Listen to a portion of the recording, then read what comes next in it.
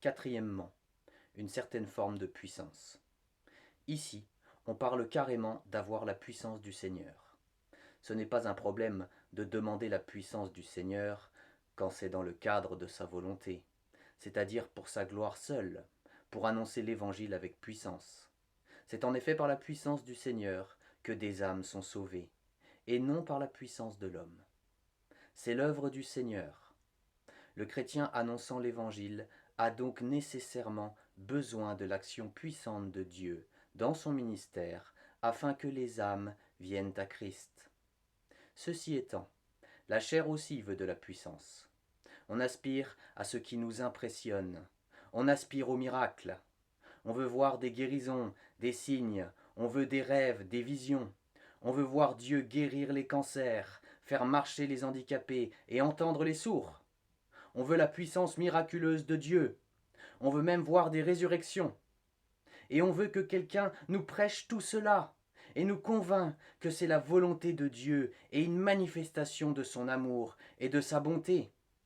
Et c'est parfois le cas. Dieu peut guérir et même ressusciter quelqu'un, s'il le veut. Pas si nous le voulons, mais bien s'il le veut. Il s'agit de la souveraineté de Dieu, pas de la nôtre. Quelque part dans la Bible, l'apôtre Paul laisse quelqu'un malade, sans guérison. La quête de puissance pour satisfaire notre volonté, aussi noble soit-elle, est mauvaise. Dieu n'est pas un supermarché.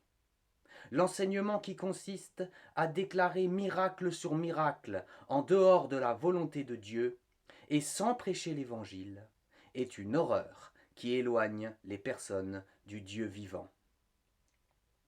Jésus n'est pas venu pour guérir toutes les maladies de la terre et faire de la terre un paradis.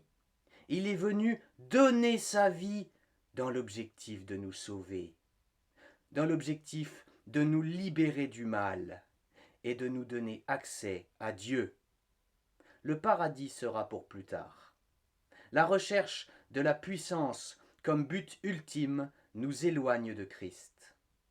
Bien au contraire, chrétiens, glorifions-nous de nos faiblesses, afin que la puissance de Christ repose sur nous. Que faisait Paul de cette puissance? Il annonçait l'Évangile, encore et encore. Paul n'était ni un héros, ni un surhomme. C'est Jésus, le héros de l'histoire. Pas Paul, pas nous. La prédication de la puissance hors de la volonté de Dieu projette les auditeurs dans un film de science-fiction avec des effets spéciaux de tous les côtés.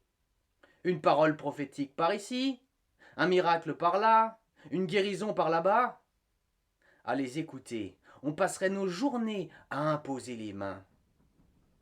Eh bien, pour faire suite à cette déclaration, je dirais avec détermination que ce n'est pas avec des mains usées qu'on sert Dieu, mais avec des genoux usés, usés par la prière.